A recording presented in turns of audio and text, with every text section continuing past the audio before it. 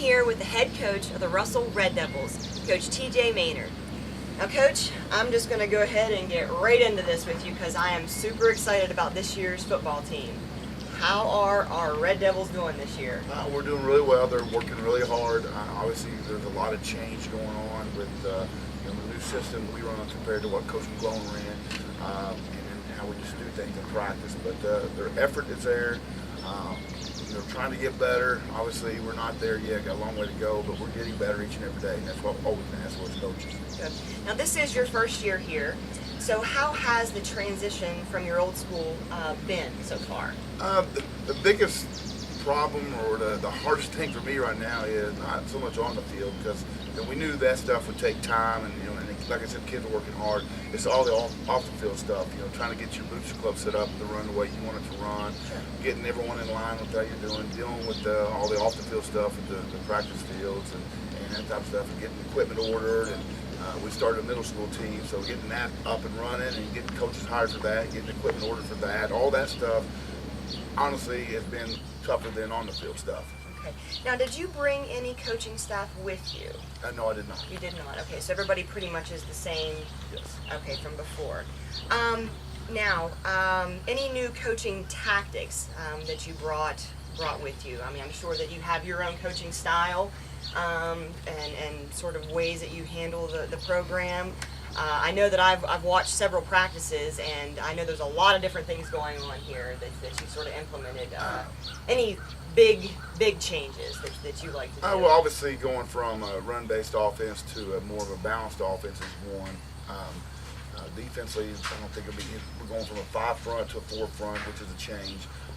But I think another aspect that's different is the 9th graders being included with the high school, and basically we're going to coach all of them. So you'll see on Monday night, you'll see myself, you'll see Coach Morris, Coach Edwards, Coach Evans. Everybody will be coaching all of them, freshmen, JV included.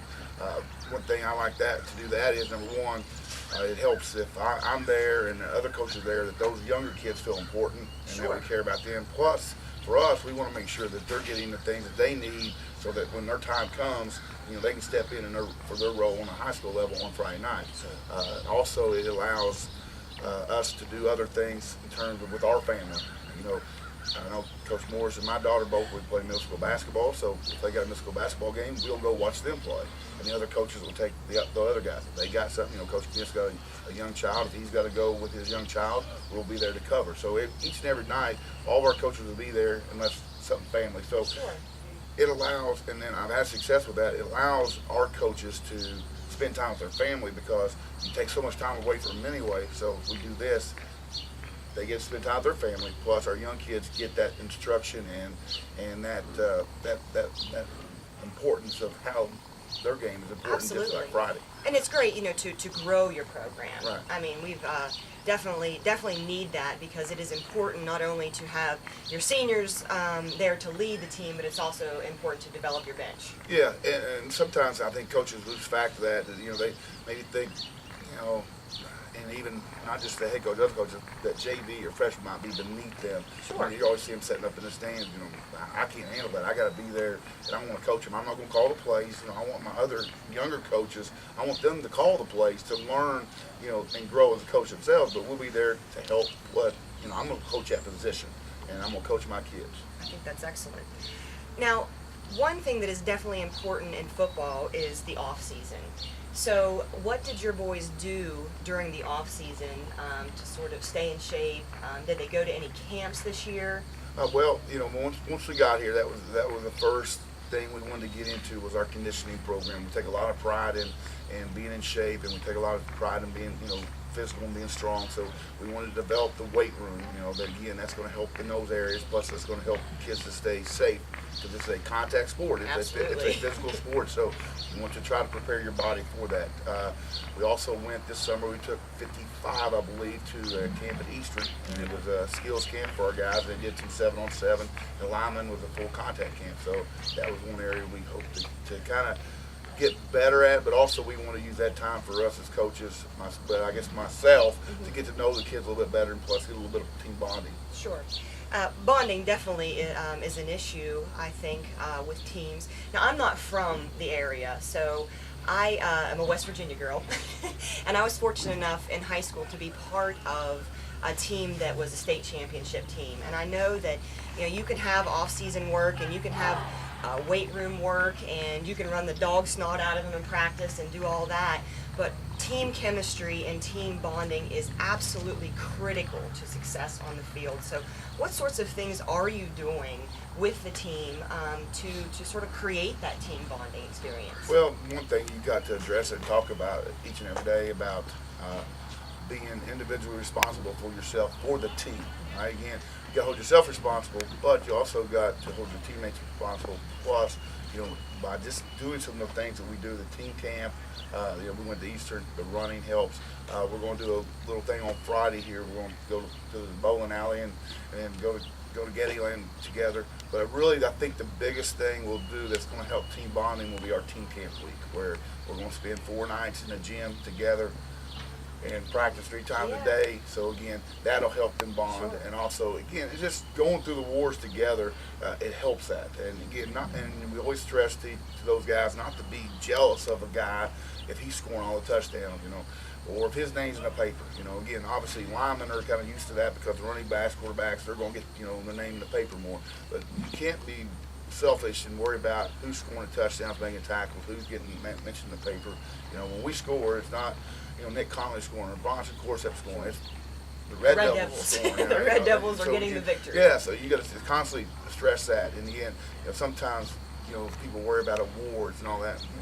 Again, if you win games, everybody's gonna get recognized. Absolutely. And more of your players will get recognized. If you're on a losing team, not many kids get recognized. So we kind of stress that. It's a team thing. We're gonna win together. We're gonna lose together, and support each other each and every day. Absolutely. In the past, Russell has predominantly been a running team. So this year, are we going to be a running team, or are we going to see some pass action? We will throw the football. I want to run the ball, number one. Now we're going to do a little bit different than Coach McGrone. We're going to spread you out. We're going to try to spread you out to kind of give us better running lanes, and then how we do it was what the defense does will dictate what we do.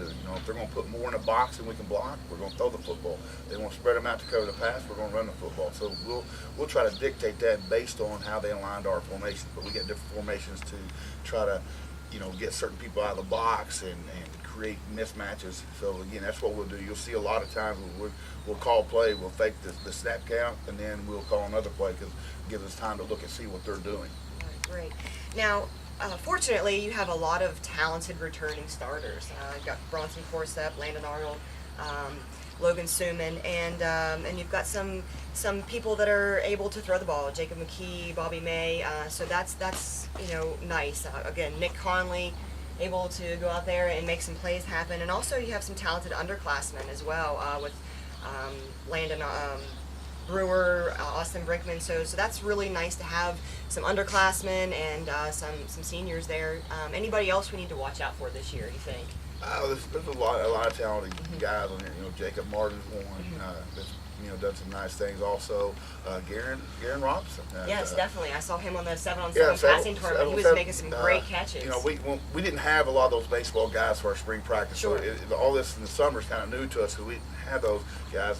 Where we kind of found Garen there. At the end of the year, we did some fun things. It's a game called Bama Ball, and every ball went to him, he caught. So it kind of stood up there that he got an opportunity to play for us, and he's continued to make plays in our 7-on-7. Yeah, he was a nice target. Yes. Yeah, definitely held on the ball, and his frame helps him exactly. be a nice target. So he's boy about 6'3", 6'4", so you can throw that ball up to him. And, definitely. So hopefully he keeps progressing. But right now we're still in the process of we got guys in positions and we're working them in those positions. But it's changed. Just yesterday we moved 2 or 3 guys. Sure. And I'm sure after team camp we'll probably move some more. Just because again we only had a short time with them, and not sure what their strengths are. So we want to put them in a position to be successful. So we don't want to put them in a position where they can't do it or it's not to their strength. So again, you might see some more guys move. But hopefully, our thoughts are we want to play as many kids as we can. But again, that doesn't always happen. Sure. I definitely have to say that the community is certainly buzzing with excitement. We are really excited with what's going to happen this year. I was at Norman's locker room getting some t-shirts made and Mr. Norman was in the back where they do the screen printing, and he was down in his defensive stance and said, I'm ready to put on a jersey and put on a helmet because they are super excited about this year and just ready to see some great football. So we're really excited to have you here, and I'm very excited to see what's going to happen this year. So thank you so much for the interview, and we wish you all the best of luck this year and, of course, in the upcoming years. I appreciate it. Really Thank you. appreciate it. Thank you, Coach, so Thank you. much.